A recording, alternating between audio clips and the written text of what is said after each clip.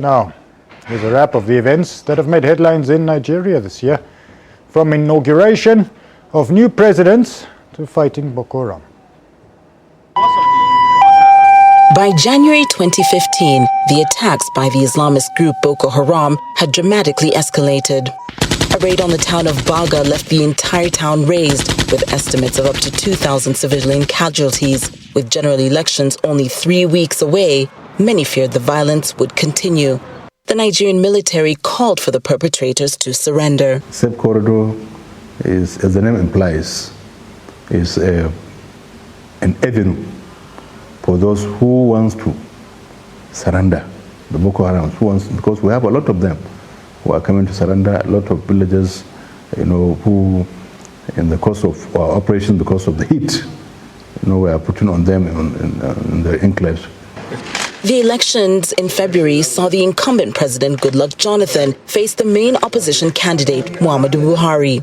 Tensions remained high, with historic election-related violence, but 60 million registered voters remained undeterred. This was also the first time permanent voters' cards, known as PVCs, would be introduced in the voting process. Despite an independent National Electoral Commission (INEC) postponement of voting by 6 weeks, 2015 saw a historic election in Nigeria. The Buhari-led opposition party, the All Progressives Congress (APC), took a two-thirds majority vote in 36 states, winning the election. APC! Buhari had campaigned on a change agenda, vowing to defeat Boko Haram and have zero tolerance for endemic corruption. The election was considered a milestone in Nigeria's democracy, the first time an incumbent president had been unseated, peacefully passing on power. On May 29th, President-elect Buhari was sworn in and took office. Today, history has been made and change has finally come.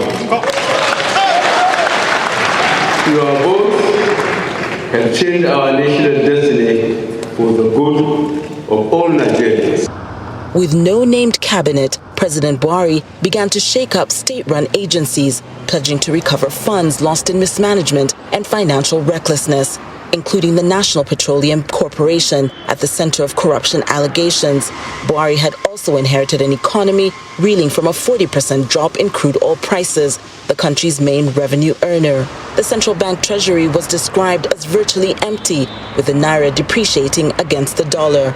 Amidst terrorist threats, Buhari relocated the nation's military headquarters from the capital Abuja to Maiduguri in Borno State, the epicenter of the terror group's insurgency, vowing to find 200 schoolgirls abducted by the terrorists from Chibok in 2014 and stamp out the extremists by December. This time, the attacks had reached Abuja. The administrative capital was rocked by twin blasts at a busy market in Kuje and Nyanya. The attacks, believed to have been linked to Boko Haram, left 15 people dead and dozens injured. More attacks would follow in Yola and in Kano in the northeast. I was in the mosque when the thing exploded. People are running, shouting, crying, calling such of them. 5 months into his leadership and the capital shook by terror, the president handpicked a cabinet, producing a mix of technocrats like Finance Minister Kemi Adeseun and seasoned politicians like Babatunde Fashola, the Minister of Power and Housing. With a cabinet set firmly in place, the country was poised to make a turnaround. In October, South African telecom giant MTN came into the spotlight, contesting a $5 billion fine levied by the Nigerian Communications Commission, the NCC, the country's regulatory body.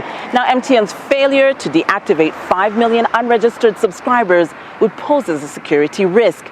And MTN's group CEO resigned amidst talks, and the case remains in litigation. That was not the only high-profile case in court. Keeping with the campaign to root out corruption, 2015 saw President Muhammadu Buhari order the arrest of Colonel Sambo Dasuki after a report of the Investigative Committee on Arms Procurement implicated the former security advisor in falsifying procurement procedure in the fight against Boko Haram, causing a loss of up to $5 billion. Dasuki denied the allegations and awaits trial. As Boko Haram boldly pledges its allegiance to the Islamic State, Nigeria believes that the group now has less reach than in January. A coalition of regional nations has significantly reduced Boko Haram's footprint. but security remains the focus of the country in 2016. Sophia Dengo, SABC News, Abuja.